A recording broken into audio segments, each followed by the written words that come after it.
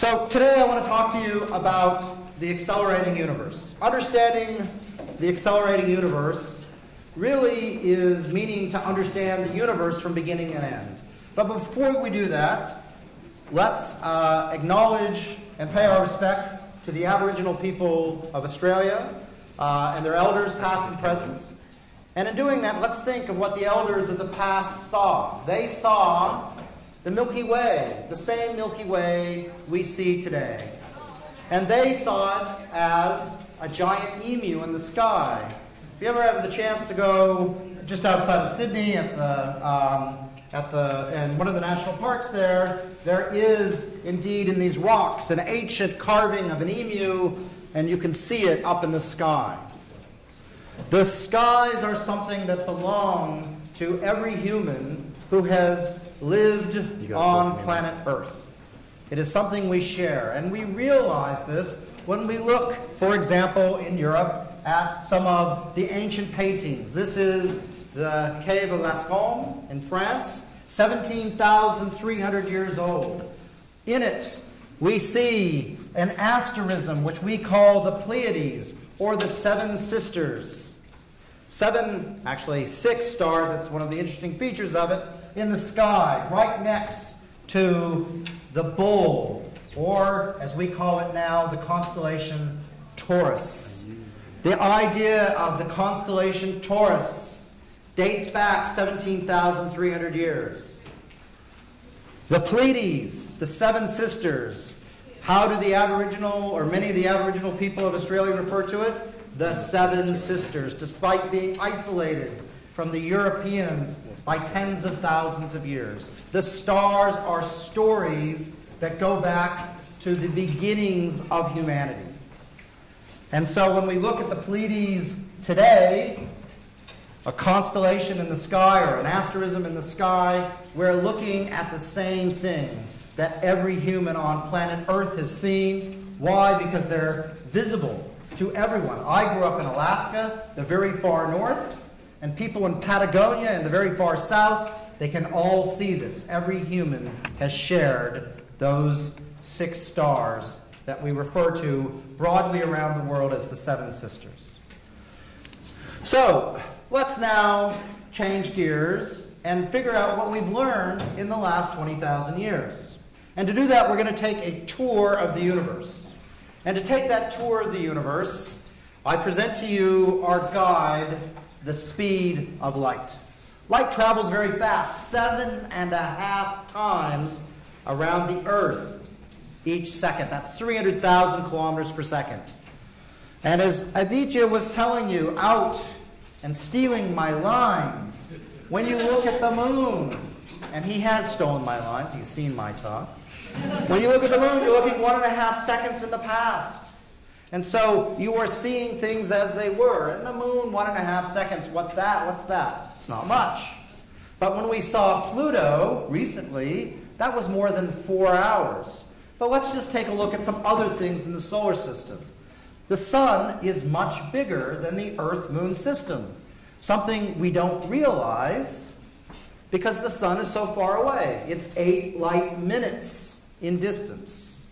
And so when we look then at the most distant star, and I'm curious how many people saw this star out tonight, Alpha Centauri, that's the closest star in the sky, 4.3 light years in distance.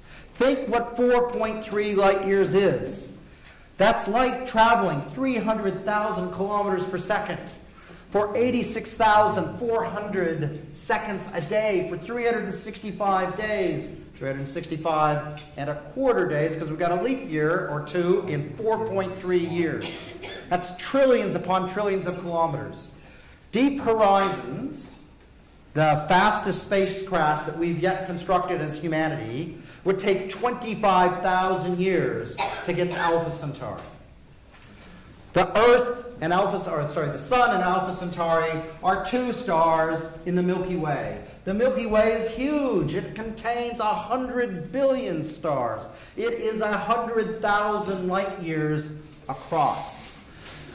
We are orbited by an object which we can sort of see, and if we really squinted hard and got it really dark outside, by two galaxies, the Large and Small Magellanic Cloud, which are more than 185,000 light years in distance. The light left before humans existed. That's how far you're looking in the past. You can see that, especially from a dark side in Canberra. Their fuzzy little blobs due south. And I encourage you to go out and look at them, because in a dark site, they actually look, at least the Large Magellanic Cloud, like a real galaxy. They only contain 10 billion and 1 billion stars each. They're the most distant objects you can see with your eye easily in Australia.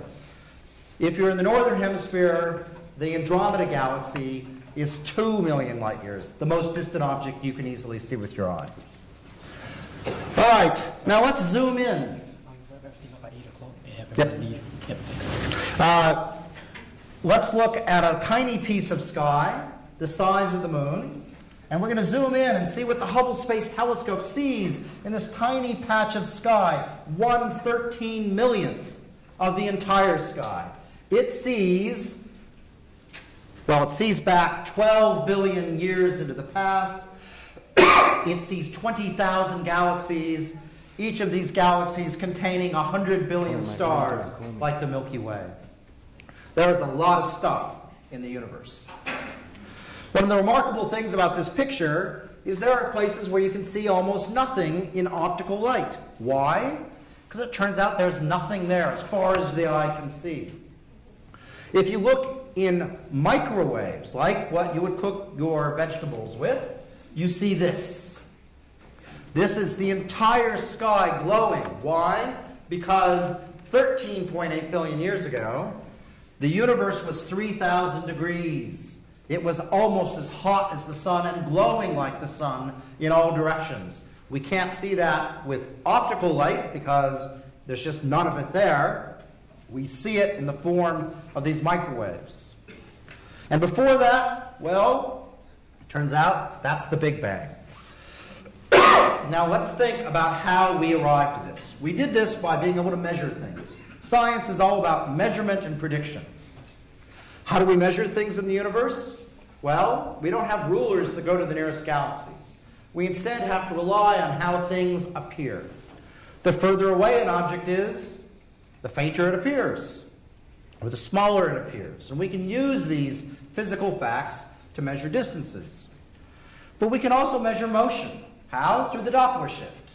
If you hear an ambulance coming towards you, the pitch of the ambulance is raised. As it passes, it fades. That's because sound is a wave, and the sound waves are compressed and raised in pitch as it's coming towards you, stretched as it goes by. Light is also a wave, slightly different wave than sound, but it too gets compressed as you're moving relative to the speed of light and gets stretched as it's moving away.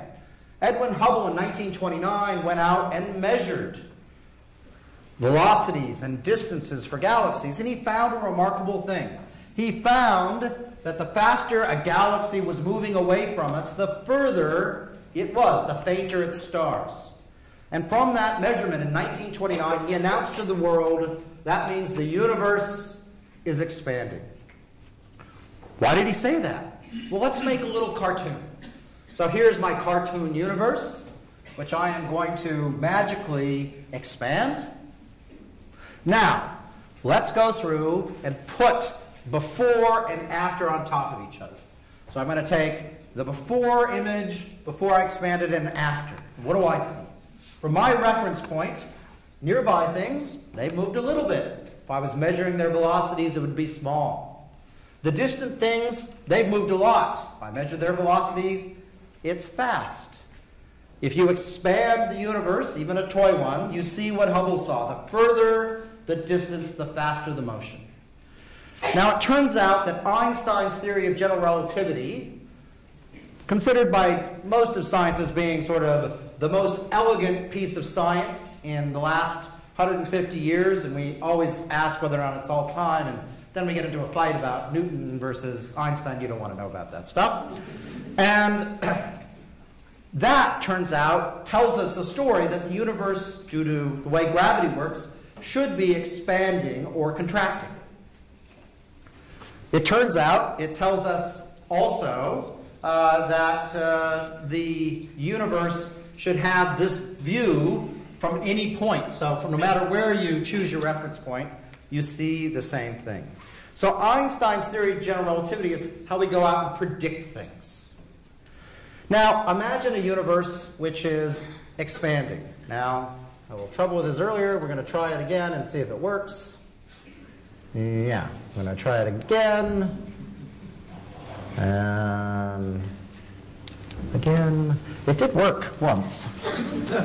Let's try it. I'm gonna apply something here. No. No. Oh, it's amazing how history repeats itself. I didn't understand it last time, and I assumed it wouldn't happen again. All right, we're gonna try something. Ooh, it's all unhappy now. Oh. Okay. I'm going to try one more time. Aha! I have no idea what's going on. Thank you. Maybe not the master of the universe, but definitely master of PowerPoint. So the universe is expanding. Let's put it in reverse. What happens? Everything in the universe gets on top of everything else. That's sort of guaranteed if the universe is expanding. What else could happen? The Big Bang, when everything in the universe is on top of everything else, almost guaranteed. So, it turns out Einstein's theory of general relativity predicts more or less that to happen too. If the universe is in motion, there should be a time in the past where it begins. And the way we think about that in science is we draw graphs. So imagine the distance between us, the Milky Way, and some other distant galaxy is some distance. We're some distant apart, separation. And of course, the time. What's the time? Well, it's 7:48. No, it's about 13.8 billion years after the Big Bang. How do I know that? Because if I measure how fast the universe is expanding, I can run the universe into reverse. How do I know how fast the universe is expanding? I measure distance. I measure that velocity. In relativity, that velocity is actually the stretching of space. It's a little different than a velocity. And so I measure that, and I run the universe back, and voila, the Big Bang. Now, I've cheated in this diagram. Why? Because that line is straight, and that means the universe is going the same speed. But we know from general relativity and just intuition, if gravity is at play, gravity is going to attract everything and slow things down. If I throw a ball up in this lecture theater, gravity is going to slow it down, and it's eventually going to come to a halt unless I can throw it faster than the escape velocity of Earth, which turns out my arm isn't that good. So I thought being able to measure how fast the universe is expanding now, so I can figure out how old it is, would be the best thesis. And that's what I did in 1990. The fact that people have been doing it for 50 years before me and not got a definitive answer did not deter me. That's the beauty of being a scientist. Here I am, 3 years, 11 months, and 4 days after I started, but I was not counting, showing my thesis advisor the answer. And I'd measured a whole bunch of distances and redshifts, as we call the velocities, and I got an answer. And that answer was that the Hubble constant, which is what we named the expansion rate of the universe, told us that the universe was about 14 billion years. But that was independent of gravity. I hadn't corrected for gravity. And the problem, of course, is gravity could make that number, because of the trajectory, be quite a bit younger than 14 billion years. Jeremy Mould here at Mount Stromlo Observatory had the keys to Hubble, the Hubble telescope. And his job was to measure this definitively. And the good news is, as he always likes to tell me, is I got the right answer in my thesis. Therefore, I got to keep a job here at ANU.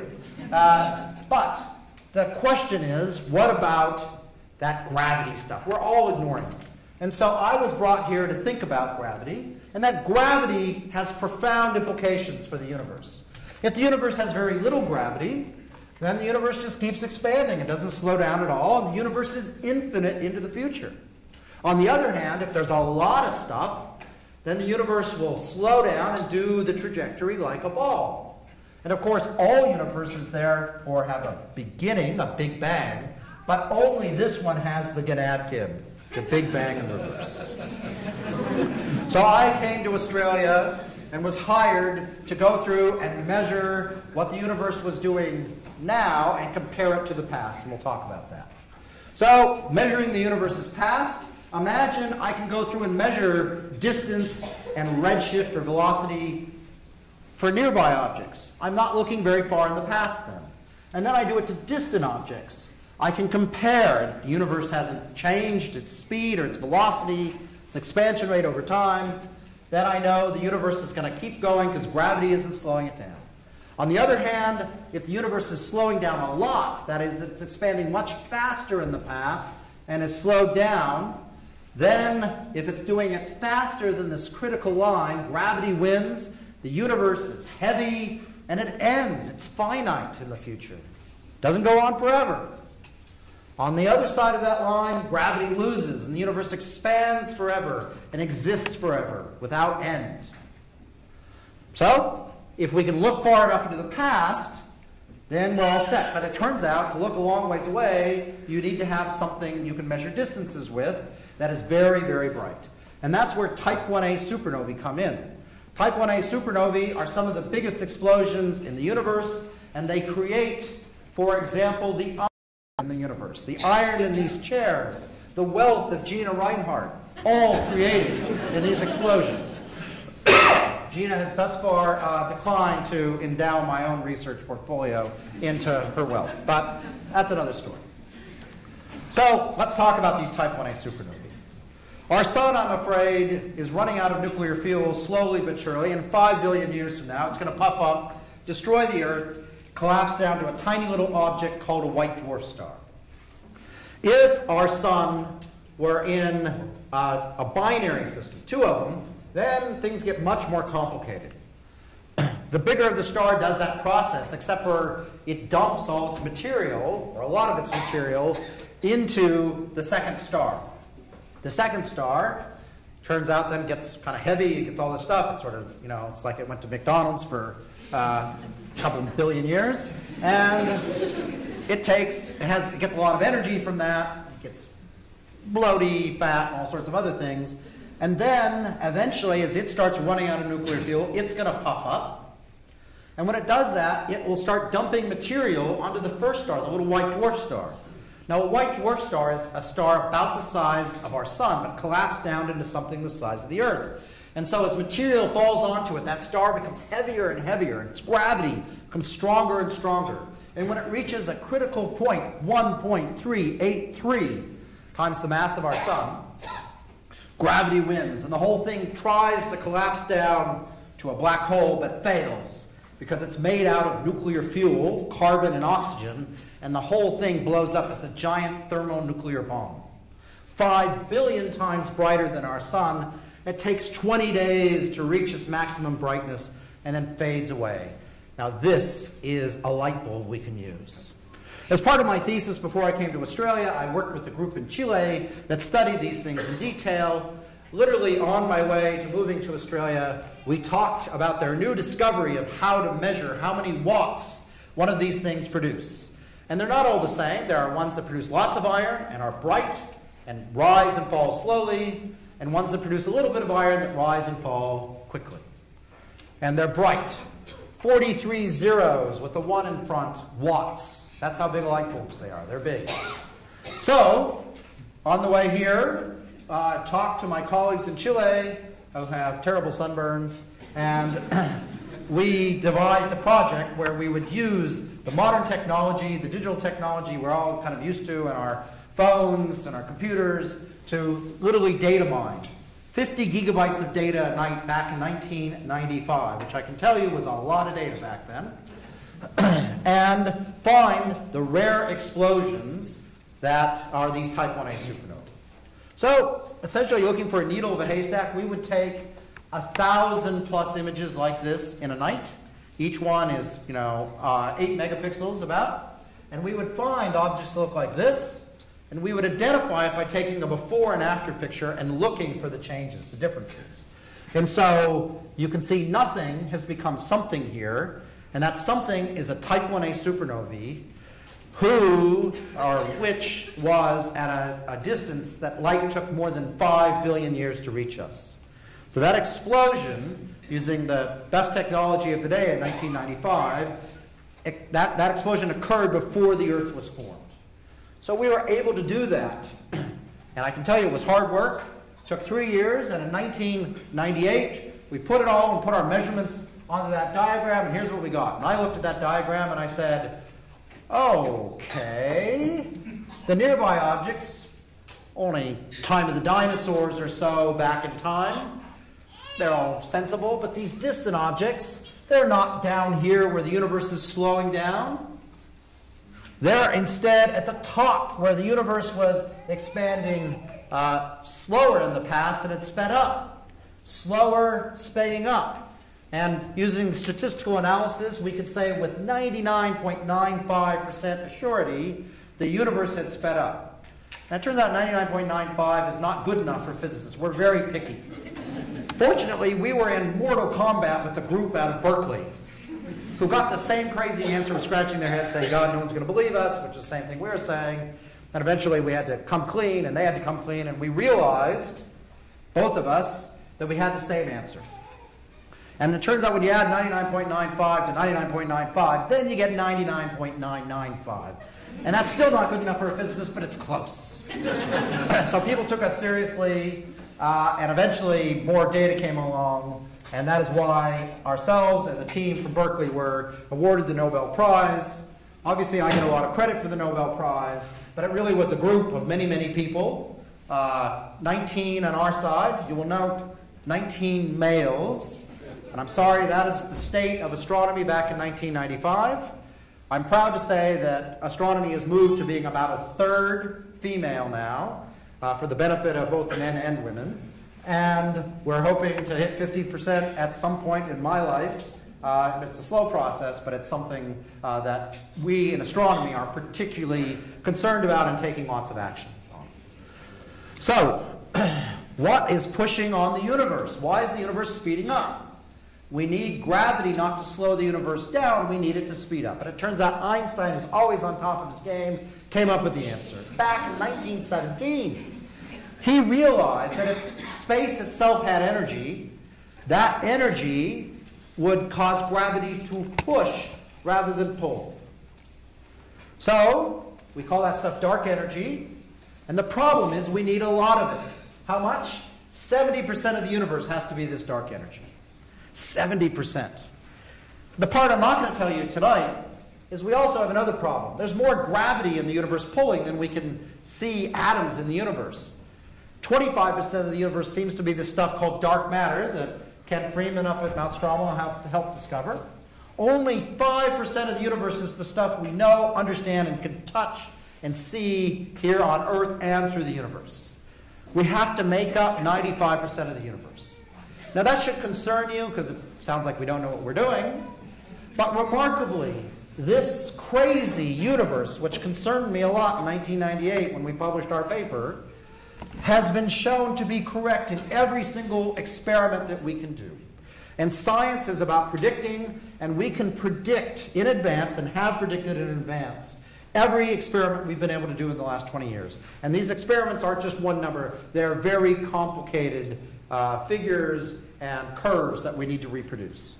It is remarkable how well it works. So what's the future of the universe? Well, the future of the universe is a battle. It's a battle of domination, sort of WWF style. I'm sorry, I'm not allowed to say that anymore. That's not the World Wildlife Fund. It's something else now. WWA, I don't know what it is. Dark energy versus dark matter and atoms. Dark matter and atoms always go together. Gravity that pulls versus gravity that pushes. The problem is dark matter and atoms, as the universe expands, we sit here and the universe gets bigger around us. That means we become less and less important over time. Dark energy, on the other hand, is part of space itself. Space gets bigger, it's like, fine, there'll be more of me. And so it becomes stronger and stronger over time. And that tells us that the future of the universe is dark energy. The universe is getting bigger, faster and faster, and indeed, the more space expands, more dark energy can push. And that leads to the amazing thing, eventually the creation of space between the galaxies happens faster than light can travel to it. When we look at galaxies in the future, the light's going to travel through space, and it's not going to get to us. Why? Because space is created faster than the light can travel through it. All consistent with relativity. We can talk about it later on.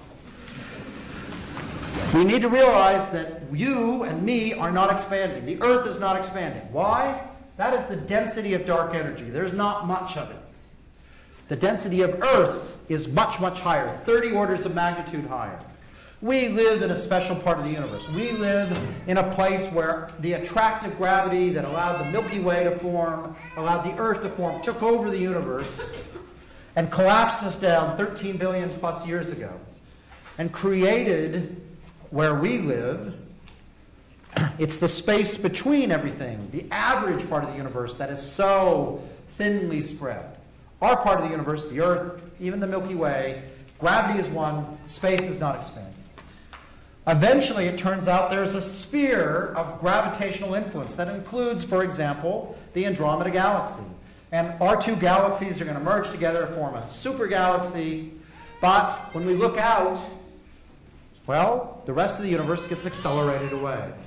Now, if Lawrence Krauss was here, he's probably listening just to taunt me later on, he would say, now, Brian, you cannot predict the future unless you're God. And those of you who know Lawrence knows how strong he feels about God, so let's not go to that question. So it turns out you have to have infinite knowledge to be able to predict the future. So in practice, anything is possible. You know, that same logic says we could all disappear in a puff of quantum mechanical magic right now, too. So be careful what you think your probabilities are. Dark energy can change in the future. We don't understand it very well.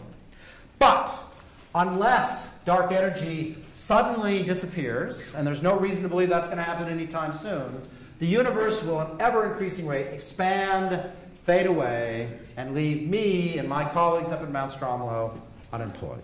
Thank you very much. Now, I had intended to take questions. However, you are needed outside for world record-breaking attempt 2. So this is the one for the whole continent. I think we've already broken 1 tonight. We definitely want to get 2 in the bag after all this effort. So I look forward to seeing you out on the oval if it isn't raining. And thank you so much. And feel free to hunt me down and ask me questions.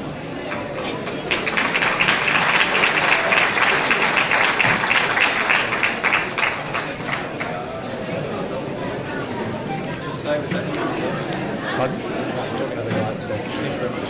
Yeah.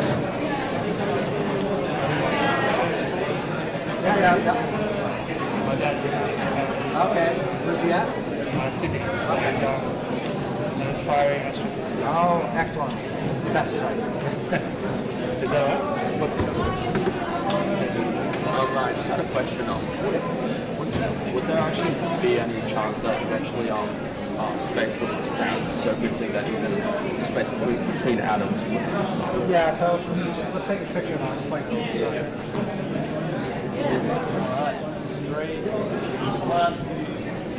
Excellent. Thank you very much. There's an easy and a hard answer to that question.